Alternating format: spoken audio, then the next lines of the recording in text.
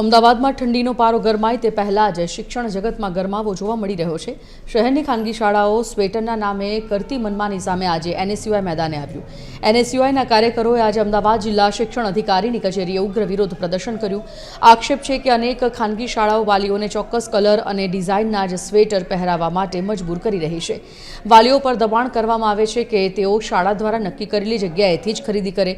બીજી બાજુ ડીઈઓ કચેરીએ હંમેશની જેમ એક જ રાગ આલાપ્યો કે તંત્ર વિદ્યાર્થીઓની હાલાકી નિવારવા માટે તત્પર છે। અધિકારીઓનું કહેવું છે કે વાલીઓની નાની એવી ફરિયાદ પણ ધ્યાને લેવામાં આવે છે, પરંતુ સવાલ એ થાય કે જો તંત્ર આટલું જ સતર્ક હોય તો દર વર્ષે ખાનગી શાળાઓ આવી મનમાની કરવાની હિંમત કઈ રીતે કરે છે।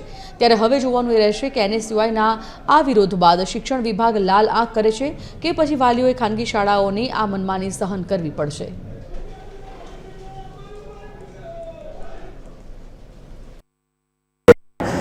आपने जणावता ए अगत्यनी बाबत ए कहेवानुं थाय समग्र वर्ष दरमियान घणी बधी शाळाओमां कोई स्वेटर ज नहीं परंतु कोईपण प्रकारना नोटबुक पुस्तकों बीजे कोईपण प्रकारे दबाण करवा बाबते हमेशा आ कचेरीए अने सरकारे आ बाबते कार्यवाही करी ज छे।